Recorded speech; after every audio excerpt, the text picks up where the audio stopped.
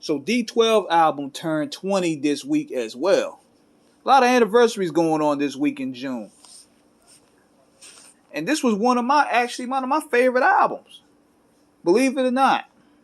Because this was the opportunity for the other members of Eminem's clique to really show their skill set. The first single, Purple Pills, it was goofy, but at the same time, it knocked. That was one of the few goofy Eminem singles that really had a knock to it. And what I liked about Conniva and Swifty is that they bounce off each other real well.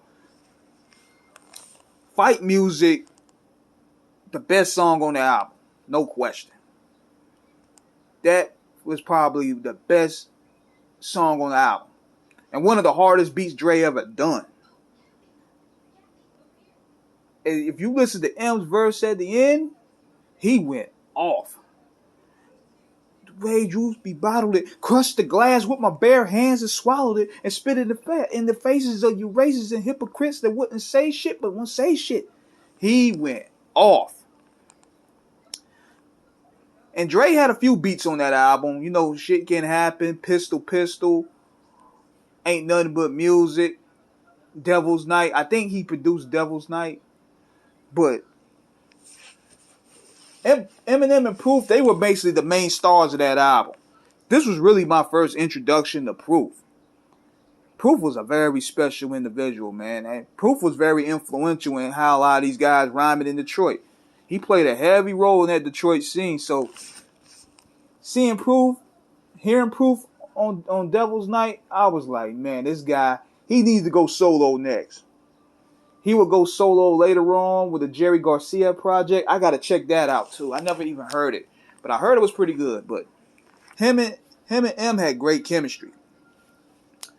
So those were some of the dope songs up there. And they had their silly songs like Nasty Mind and Blow My Buzz. See, a lot of that crazy over-the-top stuff M was spitting, them dudes was also doing it as well. And Bizarre, whack as he is, he knew how to stand out and say some of that weird shit. Especially on American Psycho when he talking about, my girlfriend had a miscarriage. I had to eat it. Like, really, nigga? Ugh. But this album here was probably one of Eminem's best in terms of his verses because he was on fire that year.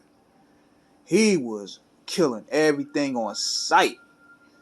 And he will follow up later on with the Renegade joint later on.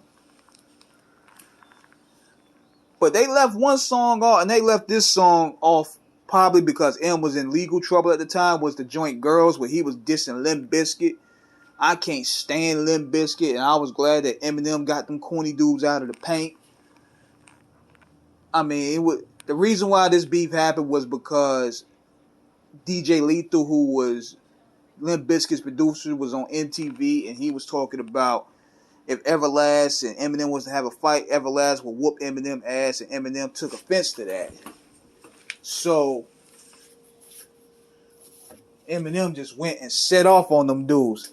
He was threatening them, and I'm thinking since he was on parole, they didn't want to release that to the public, so they just kept it as an unreleased track.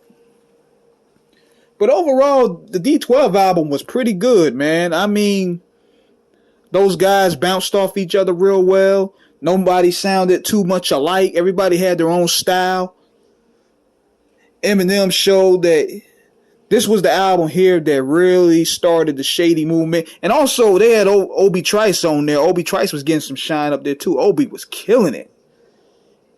And I remember when they did the skit on there, and I was like, yo, Obi gonna be the next one. If they sign Obi to Shady, he gonna be next.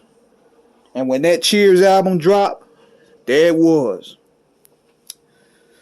Only surprising about this album was Royce wasn't on there, but I was thinking that was a start of that tension.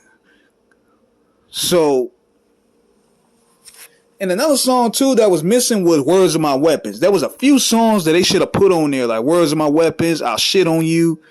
They should have put some of them songs up there, but overall, Devil's Night was a dope project. I enjoyed it. It was a fun project. it had a lot of wild, over-the-top lyrics. A lot of it's for shot value. And if you can stomach it, then hey, you're going to enjoy it. But it is what it is. This is King Eric signing out. Subscribe, hit the like button, check out Devil's Night Howl.